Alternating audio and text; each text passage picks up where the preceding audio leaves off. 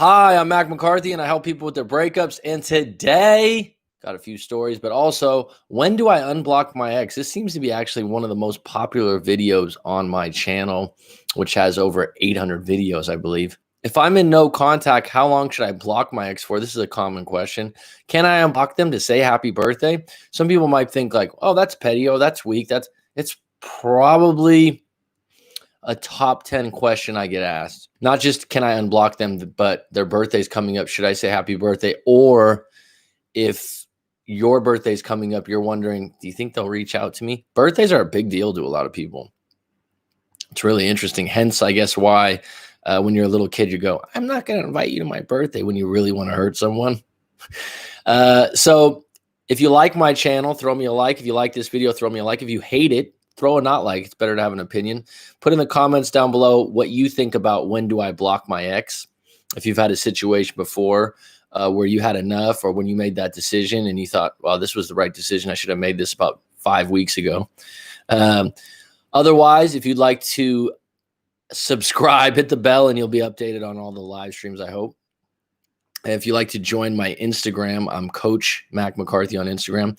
And if you'd like to go a step further, go all in, go to writemac.com, send in your story, and book a live coaching session. That is guaranteed to be useful and helpful. That's right. If you don't find it useful and helpful, I will ask you at the end of the hour, 2 hours, 3 hours, was that useful and helpful? And you say, no, absolutely not. I will say, no problem. I'll go back on PayPal and give you your money back. Have I done that yet? No, because it hasn't been needed.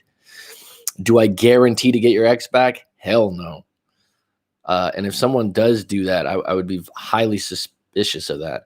Can I give you useful and helpful information? Can I give you a compass, a knife, some fishing hooks, and some waterproof matches to get through the day? Yeah, I can help you with that. So let's unpack this topic a little bit. When do I unblock my ex? First and foremost, what happened in your story? So if someone says, oh, yeah, me and my ex broke up 1 month ago. We were together 2 years, and we never fought. This is a common thing when people talk about their breakups. We never fought. But then we started to fight a little bit at the end. And so I'm in no contact with her. When should I unblock her? Yeah, I don't have enough details to give you any fucking sort of useful advice. So I'll always say this. And if you've been to my channel, you've heard me say it again. Sorry to be redundant. Your story counts more than your question. What do you mean? Well, you ask these broad questions that someone could take the question and go, oh, yeah, well, if you never unblock your ex, you never do this. There's no nevers. Okay. This isn't math. This isn't 2 + 2 is fucking 4. Okay. It's opinion based. And a lot of individuals that give advice if they were in your situation. What I like to do, not saying this is better or worse, is get to know the individuals in a live coaching session. David's been on before, and kind of unpack who you are as a person, sift through who you are as a decision maker, and then let you have the steering wheel and go, wait a minute. Actually, I think this would be best for me and my situation. There is no one size fits all. And so when you ask these general questions, I do ask, can you please send your story to writemac.com and I'll give you my take. And the same thing goes when we do a coaching session. Can you please send me your story and I'll go through it with you. It's so important to know where you're coming from. So yesterday I had a client out of LA, really good guy.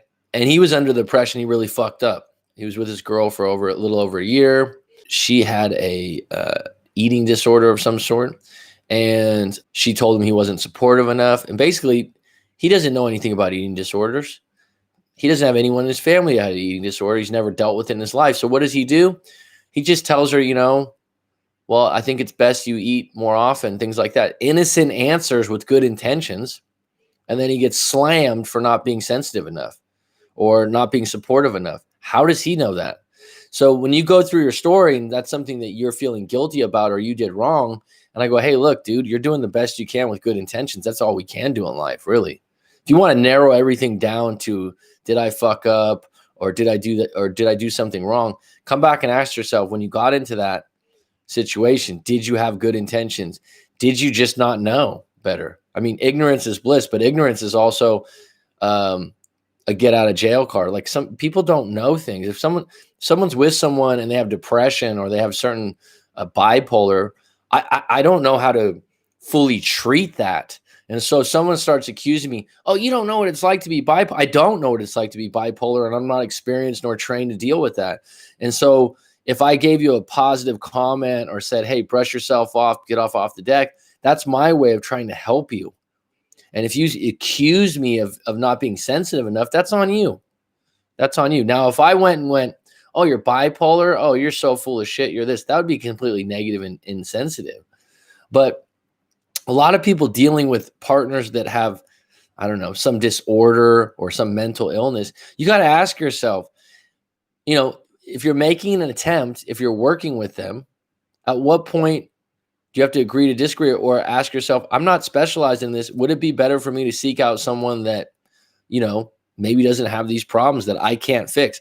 And really, when people have mental illness or they have issues, all their energy needs to go towards that issue. And it's best that they actually are single to deal with it, right? Now, if they find that they need to work through something and they need your help, that's fine. But if they're going to accuse you of not understanding, I would say guilty, because I've never gone through it. So why should I be expected to know how to deal with your problems or your issues when my life experience was different? So let's get into this question. When do I unblock my ex? The answer is there is no answer. Oh, thanks, Mac. Thanks a lot. Well, there isn't. I'd have to know exactly what happened. But I would say this. Once you go into no contact, ask yourself the question for the question. If you go, okay, I really want to unblock my ex. Why? And I'll tell you what's number one for young men in their 20s to mid 20s: intimacy. It's Friday night. It's been a few weeks. Oh, yeah, no, we had a really good. No, the reality is you miss the intimacy. You miss being in bed with your woman. And so everything goes to the side and you go, you know what? Actually, it wasn't so bad that she humiliated me in front of her friends. Oh, it wasn't so bad that she broke up with me on a whim and said she wanted to see other guys. Let me unblock her and just see if she's like what she's doing or something like that. That would be a no-no. Okay. That would be like you just acting out on a raw emotion and feelings. When you get down to it and you're like, okay, that's the real reason I want to contact her. But you know what? The reality is, let me just take a big, like, this is your thermometer. This is you getting a temperature read on what your relationship was at the end.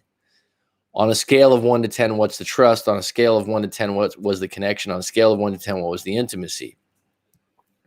What I'm finding with a lot of people, especially guys, is they'll be like, oh, the intimacy was a 10. All right, sweet, great, good for you. You're an animal. The connection, the connection's like a 6 or 7. That's being generous usually, right? Like if you say 6 or 7, it's like, really, it wasn't that great, but I don't want to give it a low rating. It's mediocre though. And then you get to the trust and they're like, oh, like a 3. I'm like, so what the fuck are you chasing a relationship when you don't trust someone? Because that's at the backbone of the relationship. It's the intimacy. A lot of people are like that. So get to the bottom of why you want to unblock your ex. What's the reason? Then take apart that reason and go, by the way, in most cases, once you go no contact, once you block someone, it's a sign of strength. It's a sign that you're moving on. It's a sign of confidence. A lot of people do this thing and we're like, oh, that's immature. Not really. Not in my book. If someone broke up with you and they want to continue to be friends, that's on them. If you don't want to be friends and you still have strong feelings and you don't like the direction of we're going from broken up to gray area, we're going from broken up to friends with benefits, we're going from broken up to friends. If you don't like the way that tastes from the get-go, don't eat it. If you're okay with it and you can kind of transition to like, yeah, we'll be friends with benefits, this is kind of how we were at the end anyways, then do it. And if you go to one of your friends that's married or in a long-term relationship, they're going to go, oh, God, you should have married her a long time ago. Or, oh, yeah, you can't do that. You can do whatever the fuck you want and how you're feeling. The reality is be true to yourself and be honest with yourself. And if you're blocking someone, and this is why you block someone. Are you ready? We got 9 on deck, 2 likes. I appreciate you all out there. Are you ready for this? This is why you block someone. It's not to get them back. It's to get you back on deck. But more importantly, the interactions that you've had with them from the breakup or post breakup have all been shitty, or they leave you with a bad feeling. Okay. And when I'm talking about, a lot of people think of blocking, it's not your phone, it's your social media. So specifically social media. If you are on social media and your ex is taking photos with their guy friends and she's a woman and it bothers you, it would be completely weak and needy once you're broken up to go, hey, stop taking pictures with those guys. Or, hey, who's the guy in the picture with you? He's a dork. He's a douchebag. He looks like a narcissist. Weak, weak, weak. Where's your power in the situation? Eliminate the mental junk food, right? Because they feel like if you call them up and you're like, oh yeah, I saw some of the photos you put on Snapchat. I can't believe you did that. What you're trying to create is two things: pity or guilt. Neither is fucking attractive. Both of those things will repel a woman from you. In a lot of cases, a woman might take a man back like that out of pity because they feel sorry for him because they're a caring individual. Okay. But it won't make them more attracted to you or make the relationship last longer. If I'm in no contact, how long should I block my ex for? I would say once you block them, you should just stick with it in most cases. Now, if there's, this is often the exception to the rule.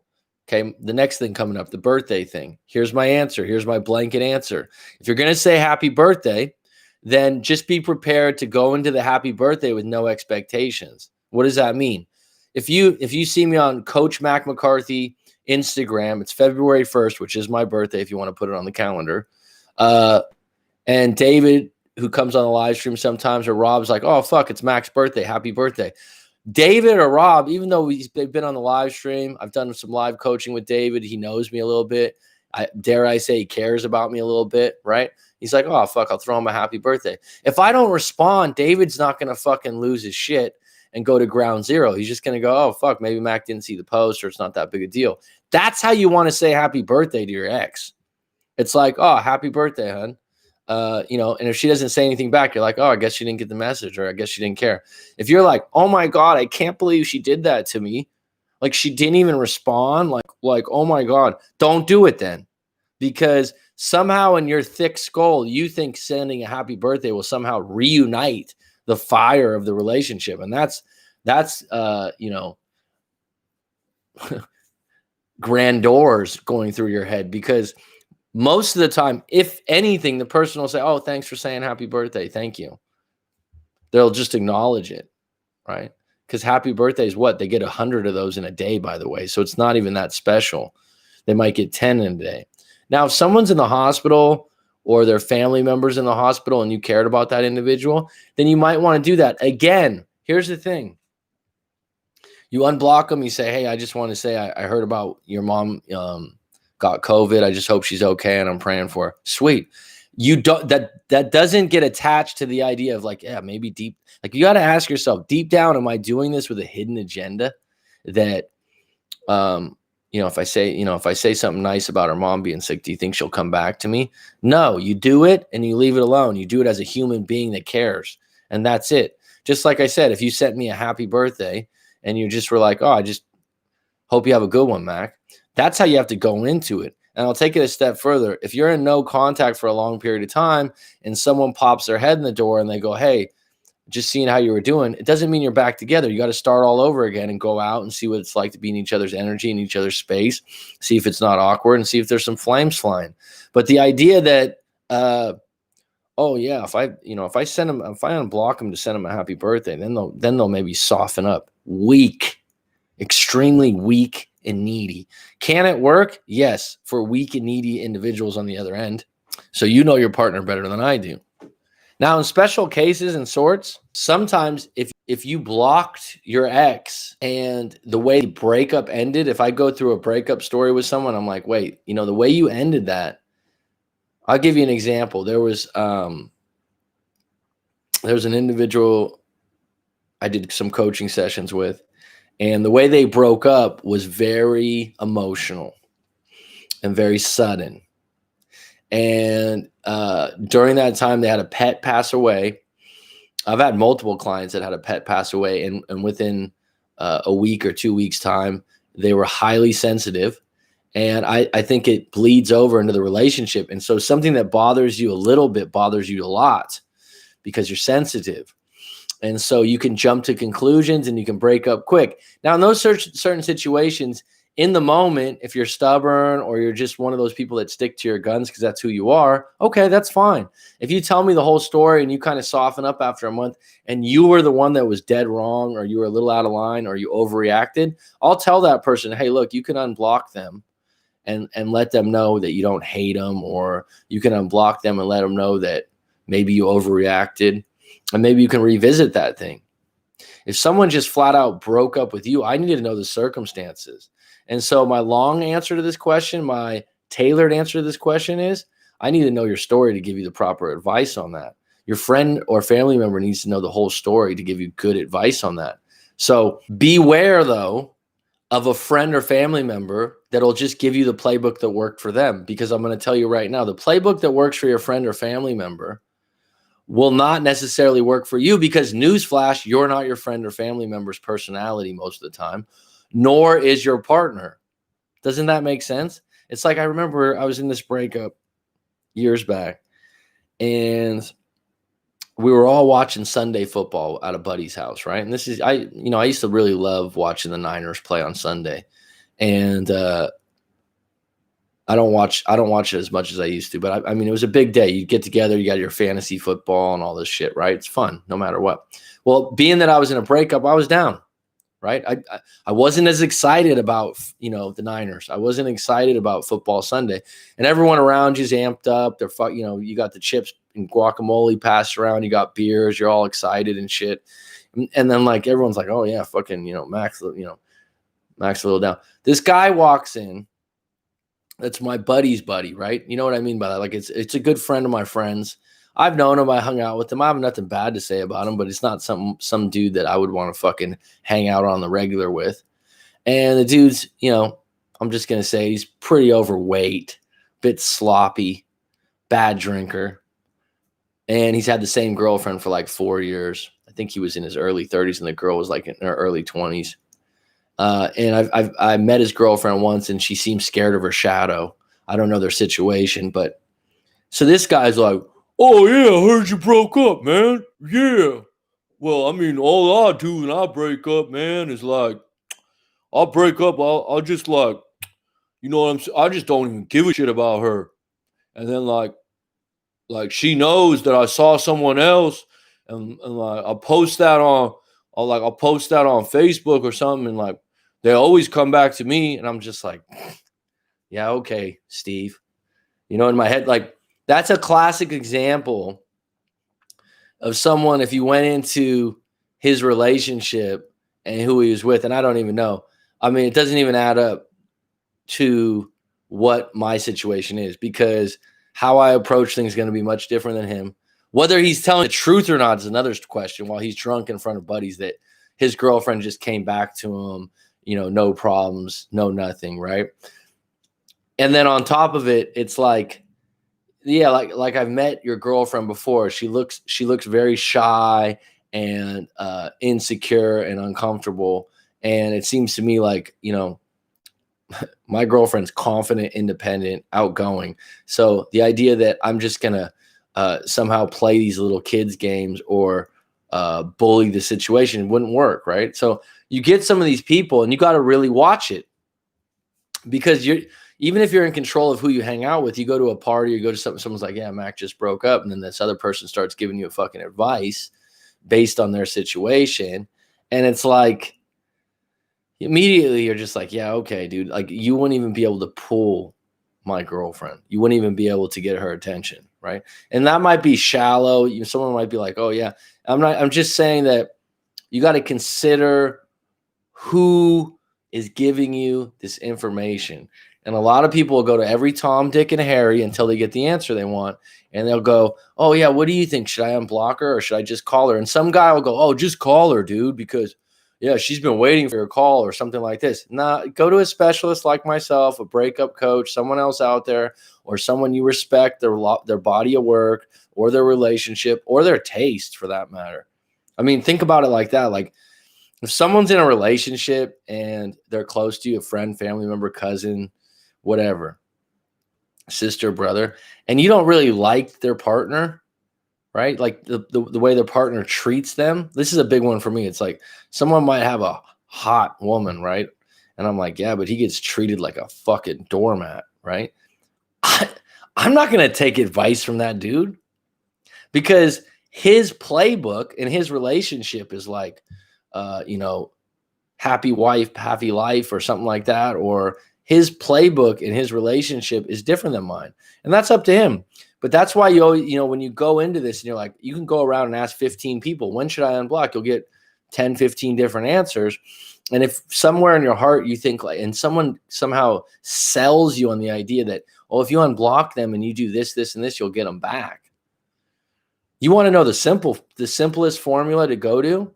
Really get in touch with, who am I as an individual right now? What is it I really want?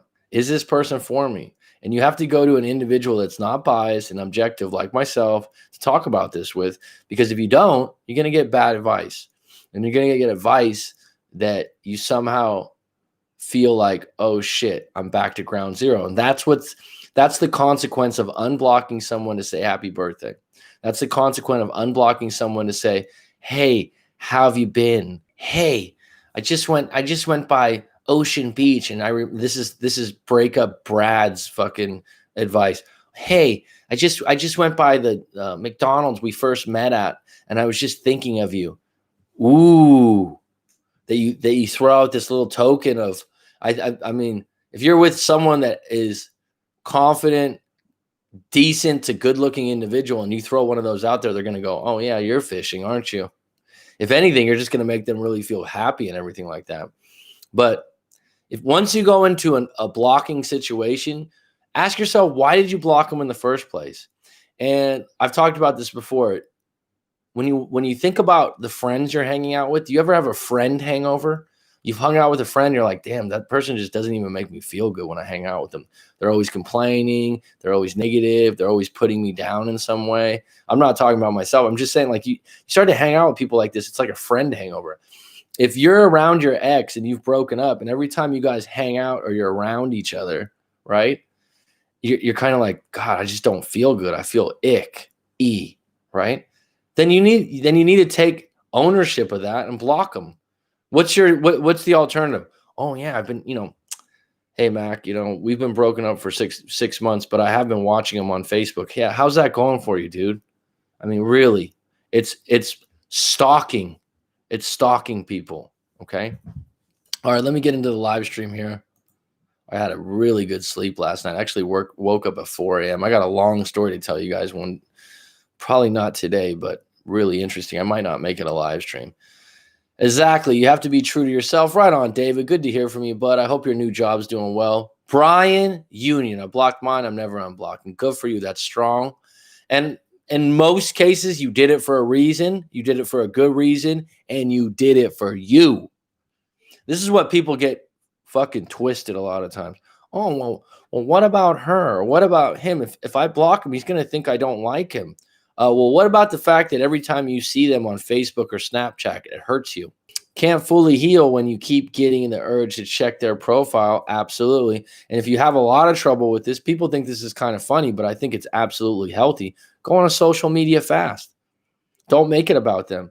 Is social media good for you? Not really. I mean, I have an Instagram account, so I'm a part of it. YouTube's a form of social media, but you probably could take a break from social media anyways. And I was doing that often, looking at her new relationship. Yeah, it's just torturing yourself when you look at someone in a new relationship. Faded effect bias. Indifference makes the difference. Right on, David. I agree. What's up, sup? From my experience, I'll make sure it's over and done. Then I'll disappear and I won't be the one ever to reach out. But if the guy ghosts me, I'll call to tell him goodbye. Yeah, because you want to get the last word, huh? He's a bully. Break up, Brad. Thank you. Currently driving back from a date. Right on, David. Good for you. Was it a bad date or a good date? Or does it matter? Right? I was just telling someone yesterday, I go, start going on some fucking bad dates. And everyone's like, what? If you really think about it,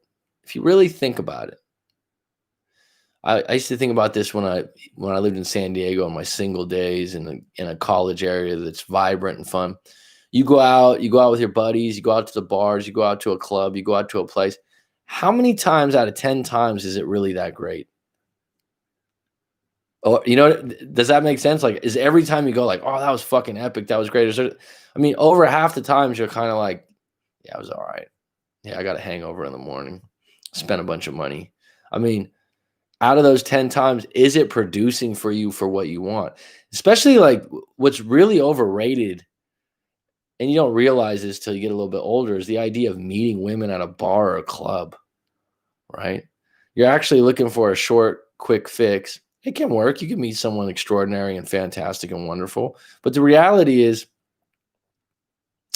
I don't know, like a place like yoga class, or yeah, you can ask any question you want, Fillion. Um, a yoga class where you got these people that are all in shape, they're calm. Maybe there's a few woo-woos in there, but I mean, I'd much rather meet someone from that than a nightclub, right? Or a spin. I don't do spin class, but that's the cycling class, things like that, where I mean, wouldn't it be nice to meet someone that values health and exercise? I don't know. I only blocked one person and he was never a boyfriend. He was just a creeper. Okay. Do you mind if I ask you a question? Absolutely. Questions are open. We got 16 on deck. We got 3 likes. If you like the show, if you like what I'm talking about, like it. If you don't like it, please tell me. No, I don't care about the last word, Mac. I just want to have a last nice memory, or if not nice, at least not a bad memory. Okay. There's actually the individual I talked to yesterday was really interesting, because he actually went back a week later and wrote an acceptance letter. And I'm like, did you learn about that on YouTube? Because there's a few YouTube channels that's their recommendation. It's 11:11 right now, Mary, if you want to know. Make your wish, hon. And I said, where'd you get that from? He goes, actually, I just did it on my own. I'm like, really? And he's like, well, at the end of the breakup, she told me she wasn't into having a long relationship. She wasn't this. I sort of didn't accept it. So I just wanted to let her know. I said, you know what? If you did that on your own terms and you felt good about it, that's fine. Now I go, have you contacted her since? No, not for 5 weeks. And that's fine. That's fine. No, I don't care about the last really great date. We tried many times in the past to get together, but our schedule conflicted. We were finally able to get together, but went really, really well. Right on, dude. Right on, David. I'm happy for you, bud. I'm not surprised, by the way, because you got your shit together. Is there anything, just out of curiosity, because I know you've read Corey Wayne's book. I know you read The Rational Male, David. Is there anything now that you've kind of regrouped out of a breakup? And full disclosure, because I've done a live coaching with David, so I know him a bit. But is there anything from some of those books that you read that now when you go into a date, you feel a little different? So I was just telling someone yesterday, I was like, when you're broken up, this is your opportunity to sharpen the toolkit a little bit, right? This means that it's like the equivalent of if LeBron James got injured, which I believe he did a year ago, right? He's going to rehab, and he's going to work on his body. He's probably going to work on some of the parts of his game that are not good. He's going to watch tape. He's going to do all these things. When you're broken up, you're licking your wounds and you're feeling shitty. This is a time to read books about dating, relationships, and attraction. This is a time to go to a channel like mine and get as much information as you can. So the next time, if you were to get your ex back or get back with an ex, mind you, that would just be a bonus. Or you might just meet someone equal or better than that person in your book, values-wise. You're prepared. You're better prepared, because all of a sudden, and I remember I did it. I was in my late 20s, and all of a sudden I started taking up some self-improvement books. I started taking up some attraction books, and I thought I knew all this stuff. I'd had a few girlfriends before. I had interactions. I didn't have trouble having women around me or this or that. I mean, I wasn't destitute in the situation, right? But the reality is like the best time is right out of a breakup. You start soaking this shit in. And then you're like, when you go out on a date, you're like, oh shit, this actually kind of works. Oh shit, I feel a little bit more comfortable. I use a lot of what Corey Wayne teaches because you read it 15 times. How to act while on a date. Also used a little of the teachings from Models. Okay, sweet. Models has some good stuff.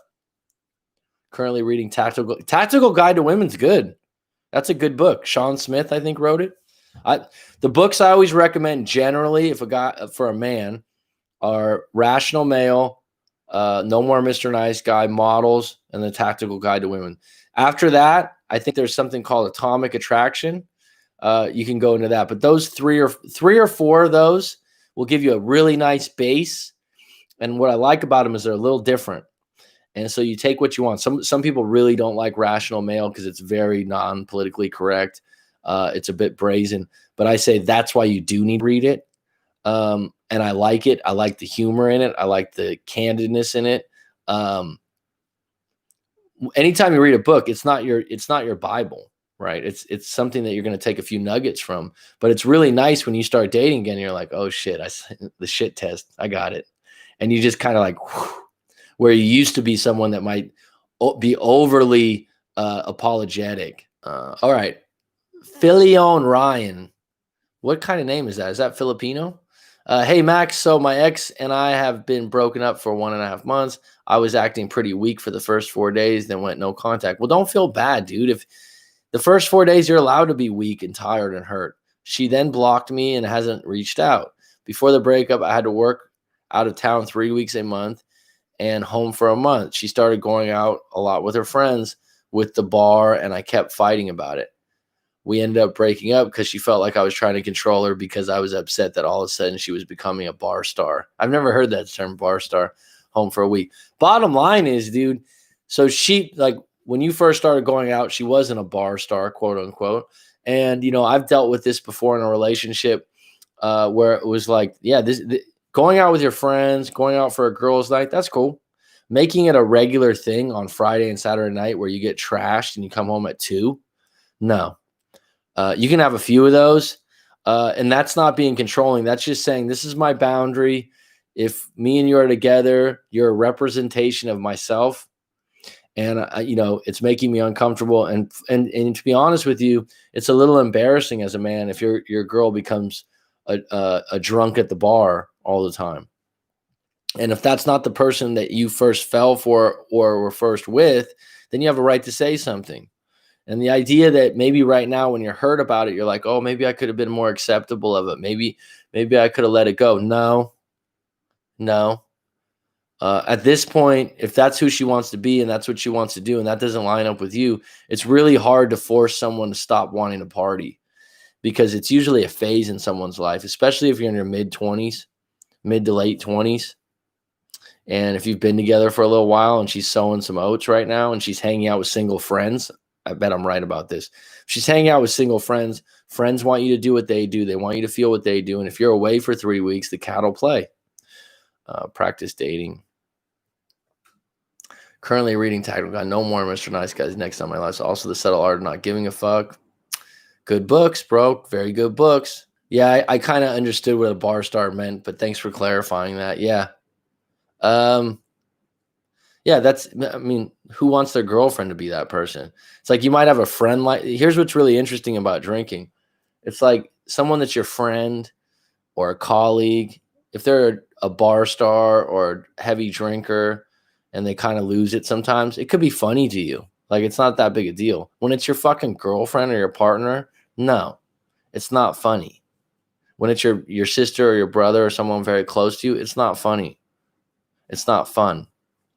Yeah, it definitely didn't help that she was all of a sudden started hanging with these party chicks while I'm away. Yeah, no, it's not. And bottom line is human beings are like that. They're going to mirror who they're around. And it's not even an issue of peer pressure. We're a social being. And when we're around other people, people want you to feel like they feel. They want you to look at the world as they do. And I've dealt with this before. The last couple of years, I've cut back on drinking and going out as much as I used to. And a couple friends would be like, oh, you're boring now. Oh, you're just not so fun. I said, well, fucking deal with it, dude. You know, I don't want to get drunk every night. I can have I can have a couple beers at dinner and be fine. Oh, let's go out somewhere else. No, I'm fine. I want to go. I value waking up early in the morning. I like it. It feels good. I like being healthy. And so that trumps getting drunk. And you'll have some friends that knew you before and they're just like, come on, man. No. I'm like, you know what? Peer pressure ended in high school, dude. And it didn't work on me that well then. And so if you hang out with groups like that, it's not like, oh, I have a husband or I have a boyfriend. I'm not going to be like you guys. No, She did that while we were together. She has been in a relationship with me for 2 years and just started this summer in May when I first started my job. Well, she might be using the excuse that she's lonely and you're not around, but you know, that has to be dealt with. You're not going to quit your job, right? Are you happy with your job? Absolutely, David. Don't be a yes man. Having boundaries in your own opinion is attractive. I tell people this, right? That's not you being an asshole. And a lot of times you'll break up because of a boundary. And David, correct me if I'm wrong, you broke up because of a boundary, right? And you look back and you're like, maybe I shouldn't put that boundary up. I remember that's one of the reasons I broke up is because of drinking too much with my girlfriend was drinking too much and going out with her friends too much. And it was just too much. Right. And that atmosphere breeds what? I mean, people are promiscuous. They're going out to bars, getting drunk for what? So, it's not a sports bar where we're watching Sunday football. Right. So come on. But to me, years down the road, you look at it and you're fucking proud as hell of yourself, because I've been around guys that eat shit and just go, oh, that's how it has to be. No, it doesn't, dude. Where's your power? If she becomes a drunk at the bar, it's only a matter of time before she starts hooking up at the bar with random dudes. I think you're correct. And one thing you got to do, it doesn't sound like you're doing it, Fillion, but you can't blame the women. Like a lot of times people will, oh, it's the friends they're hanging out with. No, she's still an adult and she's choosing to hang out with those people. It hurt different when you think you got a good girlfriend. She really is a tot. People change. People have never changed more in societies or cultures more than now because of the internet, because we're exposed to so much more. And so more and more people are not married to their religion or their values that they were given as a kid. And so when people get into their mid to late 20s, they still can just go through a whole identity change where you're like, oh shit, Rob's so much different than he used to be, or this or that. And then when you're in a relationship, you're like, what the fuck? What happened to the person I was dating before? You play semi-pro football? Shit, man.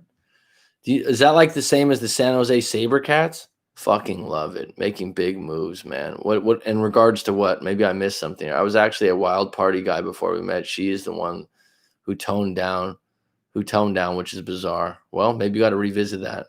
Yeah, San Jose SaberCats was an indoor team. She might be trying to relive her youth. It's a variety of things. It's the fact that you're not around. She's hanging out with a new group. And here's the thing. Here's a really interesting thing about human psychology. I had the ages right? I said mid 20s. If she's early 20s, then it's really flighty, dude. The amount of people in their early 20s that I talk to, and I'm like, look, here's the line of the day for you, Philly and Ryan, and welcome to the live stream, dude. In the 21st century, in the year 2020, people in their early 20s, and let's just say 22, 23, you're not going to be with someone at 22, 23 that you're going to have a 50-year marriage with. You're probably cringing when I even say that, right? The reality is, in your 20s, you're probably going to break up at some point because someone's like, this is it. This is all I'm going to have. Because most people look at they get to a point in their 20s and they're like, I want more experiences. That's not someone being a hoe. That's not someone being a slut. That's someone saying that, like, I want to have some more fun. I want to meet some more people. And that's just very, very common for men and women. But, leaving a 22-year-old woman at home for 3 weeks, every time, if she's attractive and she's used to getting attention, that's a big void for her. I think it's even worse when that happened in a marriage, Rob. Families getting messed up because she's need freedom or need to feel young again. Well, people, like I said, here's a big one. When I talk about the internet, here's another one. Let's say that Susie Q, best friend Shirley, both of them are married for 10 years or 11 years, right? And they've been best friends since high school and they stay in contact, but they live like 3 or 4 hours away. Rah, rah, rah, rah. Both of them have a couple kids. They have a family. Susie Q gets a divorce because her husband's a bad drinker and something happened. She caught him cheating. She gets divorced. She's pissed. She's upset. So she starts going out. She starts calling Shirley more often. And she starts saying, like, Shirley, this guy's like this and that. And Shirley's like, hon, I'm so sorry to hear that. Somehow, some way, this is how humans are. Shirley's going to start thinking, yeah, my husband's kind of an asshole too, just to relate to Susie Q. And if Susie Q starts having a really good time being single at some point or meets a new guy, Shirley's going to start thinking, well, maybe I should consider being single. Maybe Derek hasn't been treating me very well, right? And this is how sometimes the fire's lit. It's that easy. It's just that easy for people to turn their thinking. I've seen several girls from 30 to 35 trying to relive their youth by hooking up with guys 19 to 24. Relive their youth or just trying to get off. Just trying to have a good time with someone they're highly attracted to, I suppose. I think it's even worse when that happens in a marriage. Okay. Derek D, yeah, that happens more than one would think. I've seen a few of those among some friends. Girls went from married life with kids to wanting to party and go on Tinder and have multiple hookups. Why would that be? Because the Netflix shows we watch. I mean, how many shows do people drink? This is what always gets me about drinking on TV. No one's ever wrecked. No one's ever making a scene. Everyone's just casually drinking, having a good time, having regular conversation. No one's showing the person hungover in the morning feeling like shit for half the day. But there's all these movies where people are just drinking cocktails continuously. It's pretty interesting when you think about it. That's when Susie Q and Shirley experiment with random guys and random exes. One of my good friends, he told me he lived in Calgary, actually, in the Rocky Mountains, which I always thought the Rocky Mountains were in Canada, how naive I am to geography. And he had been from London originally. And him and his wife were married 20 years. They were going through it. They were bored. It became mediocre. He was still happy. She wasn't. Rah, rah, rah, rah, rah, rah. They actually moved to Thailand where she broke up with him. He told me later on that his neighbor, which they all had acreage, like he said, they had like 9 acres. Someone had 5 acres, so on and so on. They had horses and shit. But their neighbors were really good friends. And he said that neighbor had told him a couple years later, look, you know what? I think the fact that I divorced Rob and had leaned on your wife about it and then enjoyed my single freedom, I think it really affected, so-and-so's views on your marriage, because she thought to herself, wow, so-and-so's looking really happy single. Like, people are so interested in what other people are doing nowadays. And if it's better or not, they're willing to jump ship a lot quicker. Does that make sense? Upgrade, upgrade, upgrade. Hence why we have 15 different iPhones that only have one upgrade. Oh, the new iPhone 17. It actually has a better camera. Oh yeah. Does it use internet? Can you call people on it? What's actually better about it? That's the 17, man. It's the 16. It's the 15. It's the 14. Are they that much different? Right?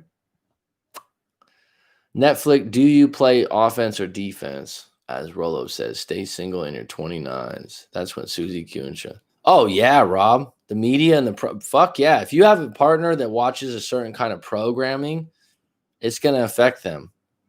I've seen that again and again. I remember one of my exes love watching the morning news every morning. I don't watch the news. I don't find it useful in a lot of ways. Someone like, what do you mean useful? I mean, a lot of it's negative shit. A lot of the stuff that I like to watch is I like watching interview stuff like Joe Rogan or Tim Ferriss podcast. I like watching documentaries, the Zeitgeist documentary, things like that. I like watching true story movies. I watched the Wasp Network yesterday, which I was a little disappointed because the movie wasn't very good. The acting was good, but that's what I choose to watch. Yeah, your partner and what they watch, you should be aware of it. So if these kinds of girls come back, do you just decline them or continue enforcing your boundaries and let them know, take it or leave it? Well, Philly and I, you know her better than I do. And so if the problem is, okay, let's unpack this really quick. I got to go pretty soon. The problem is you're saying that she's going to the bar and this and that. The problem is you're not home for 3 weeks. If you were home if you were regularly present, then you'd have a real problem, because now you're home. If you're not going to be home for 3 weeks and this individual likes going to the bar with her single friends, then even if she comes back in a weak moment or she misses you, the problem's not going away. Am I correct? So you could get back together, but you're not really eliminating the idea that, let's say you're home for a month and everything's rose petals and wine glasses, right? Chocolates and hot baths. And then you go away for 3 weeks. What's she going to do the first weekend you're away? Coach, what do you think if women who fuck, I don't know. What do you think of women who fuck it out, like whenever faced with a problem? What do you mean by that? If you can elaborate. I don't mind you using the F word, but I just don't, I'm a little off. Near calorie, lots of hookups from tourists around the world. I've been there a few times. You ever watch Mike Tyson? Yeah, the Mike Tyson podcast is good. Yeah, the hot boxing one, absolutely, dude. I think it's good. It's a little bit funny. The guy that's it's a little bit funny because the guy that is like Mike Tyson's sidekick is such a kiss ass to Mike Tyson. Mike's just a big teddy bear. He's just a love bug. I'm just like, okay. And Mike Tyson's like stoned out of his mind, like, yeah. Mike Tyson's cool as fuck. But yeah, I like the hot boxing podcast. I like a lot. Yeah. Because you know why? Mike Tyson's just being real. He's so comfortable the way he's at. And the Vander Holyfield one was very good. What's your definition of a hoe? That's a good question. Well, you can't make them a housewife, as the great Corrupt said. Yeah, completely unaware they hit the wall, and tease the guys that think they might get like, hey man, I gotta run. Break is over. I like your mentality. Do you do email coaching? No, but I do I can do here, just go to my website, bro. If you want to do a live coaching, or if you want to send me your story and I'll do a private video response. That's usually the best. But I don't just do flat email, or you can send your story and we can put it in a live video if you want to share it with everyone else. But if you want to do a live coaching session, if you don't find it useful or helpful, I'll give you your money back. And that's the truth. Rob, can you dance? Are you saying that because Rob's white? The Vander one really surprised me. Wasn't it? There was a Vander dude. He grew up. He's like, yeah, mama liked those trophies, so I just kept getting them trophies. Yes, I can. I once took Spanish classes. I think that's a great thing. I think that's a great thing that if you're single and you're working on your repertoire to learn. There's a former client I have that comes on live stream sometime, and he went back to do salsa dancing or something. I think that's excellent, man. I've never been a good dancer. I just never had the rhythm, right? It's like they have the movie White Man Can't Jump. I could jump. I could touch the rim when I play basketball or something like that. I have a 2 foot. Actually, for my age, I'm pretty decent right now. But dancing, it's illegal for me to go to Vegas at the moment. Get out of here. All planes are grounded in the USA just regular visits. I'll email you then. Any closing questions, folks? Thanks for the likes. I appreciate it. Dance can be learned. Rhythm. Yeah, I get it, Derek D. I'm fun about it, though. You know what I mean? It's like, it's not one of those things where you're like, oh, yeah, I'm so embarrassed or something. But I will say this. I just didn't grow up with a lot of music in the house. You know, like there's a lot of people that grow up, their parents are really into music and stuff. My mom listened to like Quake, like 60s music, which I liked. We weren't like we didn't put on music after dinner. Wasn't a big part of my, it wasn't a big part of my, life, where I meet other people and they usually are really into music because their parents were, or their parents played an instrument, or they really were, I really appreciate the 70s music. I like some 80s music. I like hip hop a lot. The newer hip hop, like the messages are pretty negative. Uh, can't make good wine out of bad grapes. Yeah. But one of my friends that's really into singing, which is something I've never done or never consider myself remotely good at. Um, he has these dinner parties once a week, and he finally got me to sing a song because he plays guitar and then he does the karaoke on the thing. He's like, "Come on!" I'm like, "I'm not gonna sing it." Finally, he got me. I had a few beers and sang the song "Drift Away." I don't know if you guys know "Drift Away." I love that song. Give me the beat, boys. Free my soul. Um, but it felt good. Like it's not like I'm a good singer or something. It was when you just part of I think singing and dancing is just letting go of the fact that who cares if you're good or not. It's like anything else. It's part of its practice, right? Once I guess there are some people that have rhythm naturally though. Oh, Jen, unfortunately, I'm going to be going soon, hun. Good to hear from you. I hope you're well, Jen. Cloud. Yeah, I know. It's only natural reaction. Cut it off immediately. Amon. Oh, I know Drift Away. Great song. It is a great song. It's one of my favorite. I'd say my top, because a friend was asking me, because you think about songs that make you want to sing, um, would be Lean on Me, Bill Withers, uh, Under the Bridge, Red Hot Chili Peppers. I'm just talking about songs that if I'm in the car or they come on, those are songs that I want to sing along with. Um, so Under the Bridge, Lean on Me is probably one of my all time favorite, the Bill Withers original. Drift Away, Police and Thieves by Junior Murvin, which is a reggae song. I don't know if people know that song, Police and Thieves. And a Bob Marley song called Riding High. I actually was thinking of doing that. I made those mistakes in my early today. I watched the Queen live air concert. Okay.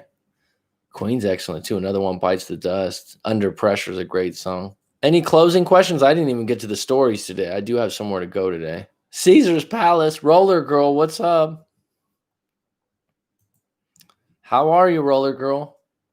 You're going to Caesar Palace, huh? I'm following you on IG. Great pictures. Yeah, those are actually real pictures of where I live too. They're not stock photos. I've had people tell me like, "Oh, is that really where you live?" Yeah, that's really where I live. I think the picture I just posted today was a picture from the beach. I might just make it simple, stupid on Instagram and just give you a sunset every day from the beach I'm at. Maybe that because it is pretty gorgeous. It's funny when I first moved to Thailand, I would post photos and people would ask questions. Then you kind of go like, yeah, it's kind of redundant. I live in a nice place and this and that, and kind of throwing it out there repeatedly, like, oh yeah, how great is this? When you go on vacation for 2 weeks, you want to show everyone. When you live somewhere, it's kind of like, okay, well, but I have some nature photos when I go on hikes too. I don't know if that's related to breakups, but Instagram's about photos, right? I'm not going to take 1,000 selfies. Look at this little Vegas crew. Maybe you guys should go on a little Vegas trip. I've never been a gambler, so I'm not against it. I think the last place I've been to is Tahoe, at the Hard Rock Cafe, and it was during the Warriors playoff series where they actually beat OKC and came back in Game 6 and Game 7. Wow, that was epic. There was no great memory of the gambling life there. It was more just watching the games, but celebrating my brother's dirty 30 because he was sick when he turned 30. Good for you, hon. Doing good here. Thank you, Mac. Glad to see you. You too, Roller Girl. I'm happy you're well, hon. Me too. I'm a Caesar Rewards member. I was supposed to go to Vegas in January, but I got canceled last week. I don't gamble. I do, but I do it sparsely. Well, we made it to just about an hour here. It's been good. It's been grand. It's been excellent. If anyone wants to send in their story to writemac.com, please do. And I'll be able to help you as soon as possible. Otherwise, it is Curtains Mary. I want to wish you good luck in Vegas. I hope you win lots and lots of money and help lots and lots of people with that lots and lots of money. Is that a good idea for you? Good. See ya.